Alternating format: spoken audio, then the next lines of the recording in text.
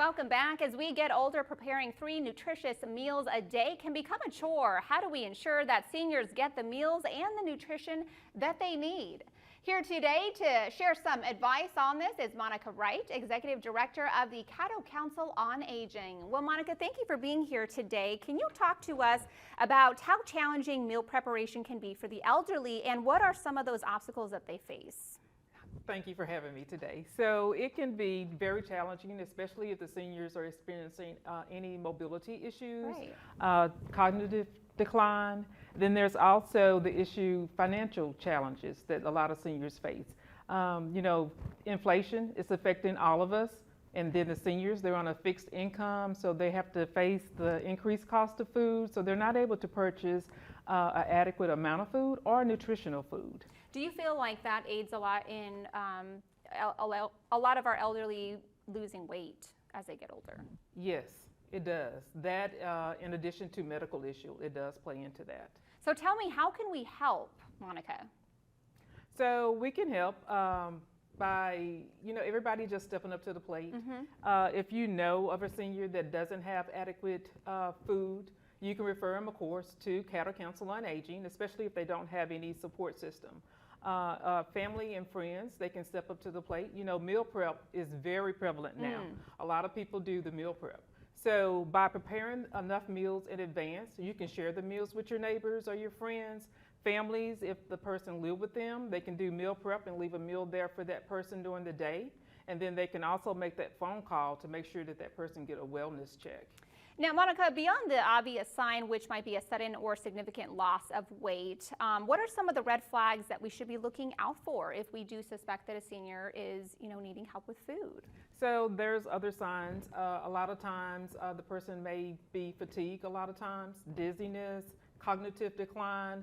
They may be experiencing nausea.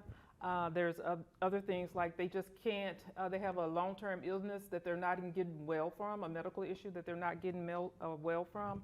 And then there's also chronic diseases that are affected by not having the proper nutrition. Now, Monica, you have some answers for me on my end. What are some of the nutrition services offered by the Council of Aging? So Caddo Council on Aging, we do, of course, the Meals on Wheels, and that's where the seniors receive 5 meals per week. The meals are 1/3 of the daily nutrition requirements for seniors that are 60 and older. We really prioritize to give the meals to anybody that is homebound, don't have a support system. The meals are delivered by volunteers and employees. Tell me a little bit more about that. Is it free, or how does somebody get involved with something like that? So the meals are free, per se. We don't charge for the meals. We do accept donations. We accept referrals. We get calls throughout the day. So we get calls from social service agents, hospital nurses, social workers. Anybody can refer a client to us, a senior to us, that they feel that need that assistance. Monica, is there anything else that you think friends and families can do for those individuals who may be neighbors, or maybe, if you've met a friend at church or anything like that that we can do to help out our seniors? So I think we just need to pay more attention to our seniors, socialize with them more. Why is that important, Monica? Socialization is really important because a lot of times seniors, especially older adults, they have a lot of pride. And if you don't get to know them, you don't really know what's going on. So the more you interact with that person, then the more likely they are to tell you their concerns, and that way that you can seek the proper assistance for them.